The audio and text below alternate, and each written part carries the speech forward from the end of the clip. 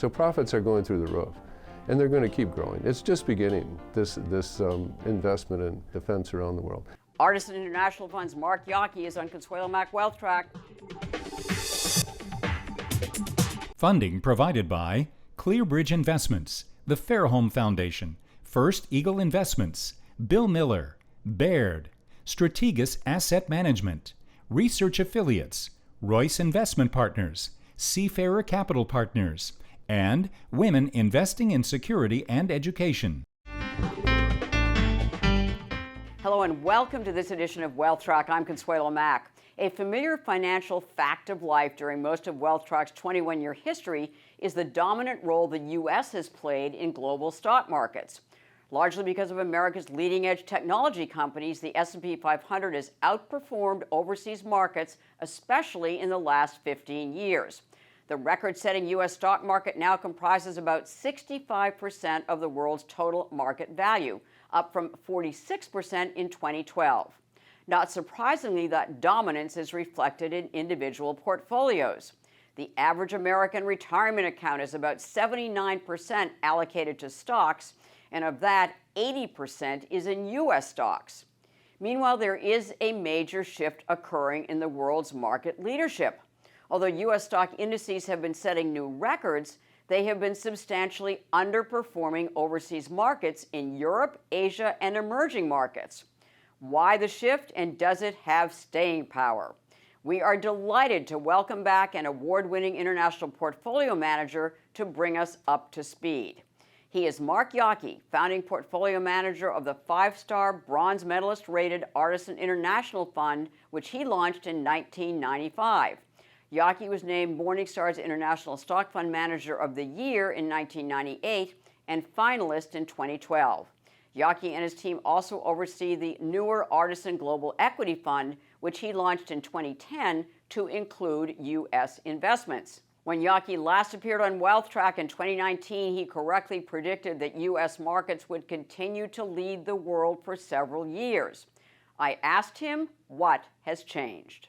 What's changed is that the U.S. market has outperformed by a lot. And so what that means is the U.S. has gotten more expensive and the rest of the world's gotten a lot cheaper. And we do have a lot of advantages in this country, and technology is one of them. But other countries are doing things that are pretty profitable and pretty interesting too. When those opportunities become too cheap, that's when we buy lots of them, and that's what we've been doing. The outperformance has been pretty impressive. Europe is up, over 20%, and the EFA index is up 20%. Emerging markets up nearly 20%. U.S. is up 12%. So that's quite a bit of outperformance. Is it that they're just doing a lot better, or it's just that we're expensive and we're slowing down, or is there anything going on with the fundamentals? Well, the fundamentals are the U.S. is slowing down, and that's pretty much a fact, and you can see that in the employment numbers. And Europe was never growing that fast to start with, and so they're kind of puttering along like they always do. So the growth is a lot more closely aligned. And the other thing that's changed is, the PE in the U.S. is probably 40% higher than the multiples that you pay for stocks in the rest of the world. And even emerging markets, Consuelo, are interesting too, because they've done nothing for 10 or 15 years. And people have pretty much forgotten them. And there's some really interesting companies to look at there as well. You are a stock picker, but I'm talking to you about kind of the macro picture. Let's talk about what's going on geopolitically, the macro picture. I mean, how much does that affect what you're doing? We're stock pickers, you're right, but you can't put your head in the sand when there's big geopolitical events that affect the entire world. It has an impact on how people look at the world and how people invest their money around the world. Mm-hmm. One thing is people are terribly afraid of security on a local level and on a national level and on an international level. And so that has led to an enormous amount of investment going into the defense industry around the world. And that's one of the themes that we've heavily focused on in the last 2 or 3 years. We'll talk about the themes in a minute because I know that you are thematic investors, and there are a number of major themes that you have that you are in finding companies that meet your criteria. But what about tariff policies? I mean, it is just, again, as an investor, are what's going on with the Trump tariff policies, what's going on in Ukraine, how much attention do you pay to that as an investor, and how much do events and like that affect investments, affect companies? You know, selectively it has an impact, collectively not all that much. As a human being, I'm pretty interested in a lot of these things, but as an investor, I want to focus on the companies that, you know, have a differentiable product or service that is going to benefit from whatever the circumstances are. The tariffs, you know, in spite of what some people say, tariffs are a tax and they will get passed on. You know, everybody's not going to go bankrupt, but we're going to buy a little bit less because things are going to cost a little bit more. And, you know, the world's going to have to adapt because, you know, I don't think a lot of these policies are going to be reversed, at least in the near term. So I think, sure, it has an impact on how we look at the world. But, you know, a lot of the things have been excluded from the tariffs. So, you know, we're big investors in commercial aerospace, and that area has been, you know, excluded from the tariffs. So we want to stay as far away from heavily tariffed companies as we possibly can. What are some of the major themes that you are investing in? So Consuelo, there's three really big themes that we think are significant. One is defense, which I just talked about briefly, but if you look there's conflict all over the world. People were blown up in Qatar. Right. You know, people are worried about what's going on in the Middle East. People are worried about what's going on in the Ukraine. Poland just was shooting down drones the other day. The Europeans are terrified of the Russians, as they probably should be. And people in Asia are wondering about Taiwan and what that means, because the Chinese have indicated an interest in participating more closely in their economy. So everybody's afraid of everybody else, and what that means is there's a tremendous amount of spending that goes into defense. And so one area that most people have overlooked, and I think, you know, we've done a good job at finding some of these companies. In Korea, they have a wonderful defense industry. And just without going into it too much, they're big holdings of ours, and they've done great. And we think they're going to continue to do well. Domestically, they have those wonderful neighbors to the north, Kim Jong-un, and so they have this really advanced defense industry, but they don't let the companies make very much money. Why now not? It's their livelihood, right? It's you know, it's kind of you get long-term contracts if you're a defense contractor, but to make stuff to defend your country, you don't get to make very much money. But the good part is they're getting all these orders now from Poland and Bulgaria and Qatar and Abu Dhabi and hopefully soon Saudi Arabia and Poland. And these contracts, instead of getting a 5% margin, they're getting a 40% margin. And so if you have all your new business comes in at 8 times your old margin, it has to say the least, a powerful impact on your profits. So profits are going through the roof, and they're going to keep growing. It's just beginning, this investment in defense around the world. So defense is a really big thing. And 2 of our biggest 4 holdings are Korean defense stocks. What are they, Mark, just to tell us what they are? So one's called LIG, right, and they make anti-missile defense. You know, if Poland had some of those, they wouldn't have had to use F-35s to shoot down those drones that cost $500. They could have used these Korean missiles that are a lot cheaper than running an F-35.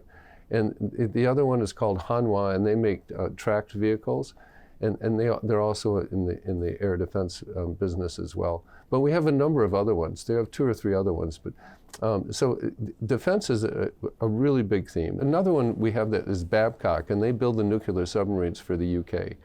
And the stock has gone up from 5 to 12 pounds, and you know, we think it's going to keep going up because the UK and Germany and Scandinavia have been very good investors now in the last couple of years in reinvesting in the defense industry. And the Brits, they don't have that much money, but what money they have, they're giving a lot of it to Babcock. One of the questions that has arisen is that the pressure that President Trump put on NATO, which to increase their defense spending possibly to 5% of GDP or whatever. There are some cynics out there who, say, well, it's one thing for them to say, to pledge that they are in fact going to do that, but it's another thing for them to actually do it for all sorts of reasons. Do you think that it will in fact increase to those kind of amounts, that it's going to be a significant increase in defense spending by Europe? I think it is. I think they're terrified. The Europeans this time are really frightened of what's going on. They know that Russia is not their friend, like Putin pretended to be. This Ukrainian war has been going on for 3 years now, and it's horrific. And and Trump is right. It should stop. Until someone forces Putin to stop, it's probably going to keep going. Mm-hmm. The money's being spent. Yep. Talk to us about the aerospace companies that you're investing in. Which one epitomizes the kind of potential that you see? So there's two companies basically, Consuelo, that make planes. There's more, but two control the world. One's Boeing, and they've had issues that are well known, and the other is Airbus, and Airbus is extremely successful. It's a French-German company. And they make the wings actually in the UK. They're really good at it. And the most popular airplane in the world is the A320. And the 737 is similar. They basically share the single aisle market for the entire world, these two companies. And they were all affected heavily from COVID because mm-hmm. it was hard to get things, it was hard to build things. And now they're starting to get those shortages rectified. And the other great thing is there's two companies that make engines, there's two companies that make the planes, and we own both of them. We own GE mm-hmm. in the global fund, and we own a big position in Safran in the international fund. And Safran is growing at 20% a year. They say they're growing at 10 or 15, but we think it's more like 20. And the great thing about making engines is you don't make any money on the engine, but you make a lot of money on when it comes in to be repaired. And they have to be repaired every so often, however many cycles it is, takeoff and landings. And that's when they make a ton of money. And there's not enough engines out there, and there's not enough planes out there. If there's not enough of something, you can charge more for it. Right. And that's what they're all doing. And we really like that. And it's going to keep going. It's going to go on for another 5 or 10 years. So for the global equity fund, you could consider Boeing. What is your view on Boeing? They're going to be fine. Yeah. They've had all kinds of issues. We were looking at the stock yesterday. It's gone from 150 to 200. They're going to get things straightened out, and the administration's going to help them. If you have a long-term view, Boeing's fine. We haven't bought it, but we're doing a research on it. Mm-hmm. What are the other major themes that you are looking at and investing in? So another really interesting theme that we think is terrific and has legs is the electrification theme around the world. So the world didn't invest in getting electricity to you and me for a long time, and a lot of this stuff is really old. A power plant outside of Heathrow in the UK blew up the other day, and it shut down the biggest airport in the world. The same thing could happen here. A lot of the wildfires in California, people say, have been related to the age of some of the equipment in California. So the old stuff has to be replaced. And then you have this incremental demand, which is massive from data centers that are being built all over the world. So you have an industry that hasn't invested very much for 30 years, and all of a sudden, they've had this epiphany that we better start investing. And a lot of the companies that make the equipment to allow you to produce electricity are based in Korea and Japan. And we own a number of them. There's also some in Europe as well. We own the companies that produce the machines to make the power. We own the companies that produce the wires to carry the power. And then we own the utilities, because the utilities are beneficiaries of this massive investment that's going on. So that's companies like National Grid, that's companies like NKT, which is a Danish company that builds the high voltage it's called HVDC wires. And we own companies like LS Electric, which makes transformers in Korea. And they've all done well, Consuelo, but what's interesting is that this has to go on for years. Tomorrow, if you want to start producing electricity and you want to buy a transformer, you have to wait 5 years. That's another situation where, you know, you have tremendous pricing flexibility if you can't get it. What's another major theme? So the other thing is the changes going on in the world of finance. For a number of different reasons, bank stocks became very, very inexpensive. In the meantime, since 2008, which is 17 years ago, the European and Asian banks have become much better companies, and to the extent that their businesses have become extremely profitable. They don't need the capital, so what they're doing is they're giving the capital back to the investor. So dividends and stock repurchases by European and some Asian banks are averaging 10 to 15% a year. So basically, you're getting massive returns. So we're big investors in the Greek banks. Really? And we love the Greek banks because, you know, Greece has sunshine, and Northern Europe doesn't have sunshine. So everybody in Northern Europe goes to Southern Europe, and Greece is one of the top destinations they go to. So the country has economic growth. Price of real estate's going up, so that's good for banks. And loan growth is outstanding. Loan growth is 7-8% in Greece. In the rest of Europe, it's flat. You know, the ugly ducklings are now swans. We made 50 and 100% gains in these Greek banks, and we think they're still cheap.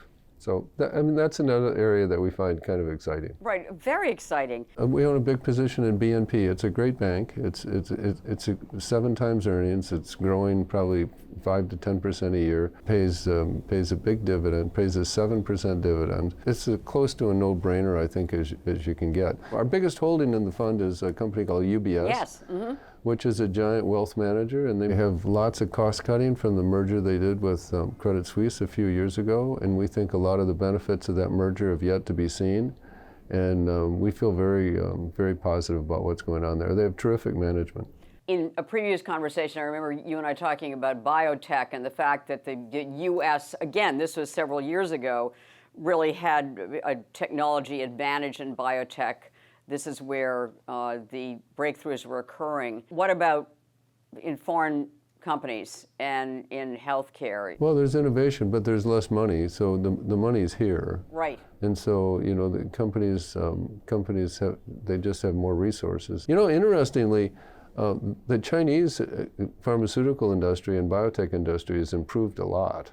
And they're finding lots of interesting compounds that they're licensing to American companies. So, you know, at some point in the future, you know, we may be getting some products that were, you know, invented in China. Looking at what's going on in the markets now, and again, the fact that the U.S. market is still setting records. You said this, it looks pretty fully valued, right? The U.S. market at this point? But certainly the Magnificent Seven we think are pretty expensive. You know, the 7 are up 40% and the other 493 are basically flat. So, you know, if you're in Microsoft and Google and Amazon, you're doing great. Well, you are in, right, Microsoft and Amazon, correct? Well, we own Amazon. We used to own Microsoft, but sadly, and I truly mean sadly, we sold it. But Microsoft's a wonderful company. And at one point, I know that you owned Google and thought that it had terrific prospects, which in fact it did when I talked to you several years ago. What's your view on Google now? Well, it's gone up a lot. We were concerned about the legal stuff. We were wrong. We thought the government would be much more onerous and the legal system would, you know, make them incur bigger penalties for being a monopoly. And, you know, apparently being a monopoly is okay. So, so nothing happened, and they're going to pay a fine, and the stock's gone from 150 to 210 or 220. Google's a wonderful company as well. If anybody's going to get disintermediated by artificial intelligence longer term, Google there are some concerns about that, but the people that run Google are very smart, and if anybody can figure it out, they will. And Mark, I know you're an equity investor, but I do have to ask you about Bitcoin. It's been a phenomenal performer, one of the top performers this year of any other asset class. Do you have any views on Bitcoin? I'm not a big fan, you know, but I've been wrong for 10 years, so I'm just going to keep my head down and watch what happens with quite a lot of interest. The final question on alternative investments is gold, which has also been a stellar performer for a couple of years now. Are you watching what's going on with gold? What's your theory on why gold is doing so well? Well, gold's going up because people are worried about the uncertainty with what's going on at the Federal Reserve and replacing these people in the Federal Reserve and putting in people that are different than the ones that have historically run the Fed. Mm-hmm. As long as that concern is there, I think people are going to allocate some of their resources to Bitcoin and to gold. Between the two, I own a little bit of gold personally. I don't own it in the fund. But I don't think gold is probably the worst thing you could have. It's going up a lot, so I wouldn't get too excited about it. The time to get excited about is stuff when everybody else isn't excited, and the time to get, unexcited is when everybody gets excited. So we've just been talking about assets that are appreciating and securities that are appreciating. Is there any place in the world, or is there a sector, is there an industry that people are fleeing from that looks particularly attractive? Right now, the stuff that people hate is the consumer sector. The food stocks, the beverage stocks, some of the beverage stocks, some of the consumer stocks. These stocks are under a lot of pressure because they're suffering from tariffs, they're suffering from costs. There's a lot of trading down that's going on in the economy. And people are buying fewer brand names. I'm thinking of companies like Nestle, which we owned for we owned it for 20 years, and it was a great stock for 20 years. But the last 2 years has been a terrible stock, mm-hmm. and it's hard to see, at least in the near term, how some of those things are going to change. The brewery stocks are very inexpensive. But, we're doing a lot of work on them, Consuelo, and I can't put my hand on my heart and say that we should own a lot more of these than we do right now, but it's something that we're looking at actively. If there is one investment that we should all own some of in a long-term diversified portfolio, what should we all own some of? So there's a funny stock, and probably I'm the only person that thinks this in the whole wide world because it's really boring, but there's a company called National Grid, which has an ADR in the U.S. They produce all the power for the Northeast, for Boston and I believe Connecticut, but they also do all the power for the UK. And they just announced they're going to invest 50 billion pounds to build up their electrical grid. In the UK? And in the U.S. And in the They're US. investing, so that people in Boston can keep the lights on too. We don't want them just to have the lights on in London. We want them to keep them on in Boston too. But so the 50 billion pounds is going to get integrated into the rate base over time. And as that happens, their earnings are mathematically just going to grow. So I hate to say a no-brainer because people, if you're wrong, people never forget. But it's as close to a no-brainer as you can find. You can just buy it and keep it for 5 or 10 years, and you're not going to move to Hawaii, but you'll be able to do something good. And live comfortably in Boston with the lights on, hopefully. and have electricity and have a nice summer house Right. in the Berkshires. Right, that would be helpful. Mark Yockey, it is a delight to talk to you again, and we are going to actually do another interview with you in the future, celebrating the 30th anniversary of the Artisan International Fund, and talk to you about some major trends, the big changes that have occurred in the last 3 decades. So I look forward to that. But Mark, great to have you here today. Thanks so much. Thanks, Consuelo. Nice to see you. At the close of every Wealth Track, we try to give you one suggestion to help you build and protect your wealth over the long term. This week, we asked Mark Yockey to participate and share the best investment advice he has ever received. This week's action point from Mark Yockey is choose an investment style and stick with it. The best investment advice I ever received was from a dear friend who told me, pick a style and stick to it. It's so tempting in this business to switch from one thing to another when what you do doesn't work for a while. But part of the equation of being a good investor is being patient. And so if your style is growth stocks or healthcare, whatever your style is, be very knowledgeable about that, and don't jump around from being a value investor to a growth investor to, you know, a gold investor to a currency investor. Do what you do and do it really well and stick to it. For individual investors, choosing an investment style can mean many things. A basic one is deciding how involved you want to be in the investment process. Are you more comfortable with passive market-based index funds or active management? Most of our guests recommend a combination of both, weighted towards whichever one suits you best. Investing is an incredibly complex and challenging process, which is why we will continue to bring you the best in the business practitioners representing a variety of investment styles and asset classes. One will join us next week. David Nadell runs the Invesco International Small Mid Company Fund. He looks for high-quality businesses in this overlooked segment of the market. Please follow us on Facebook, X, and our YouTube channel. Thank you for watching. Have a great weekend and make the week ahead a healthy, profitable, and productive one.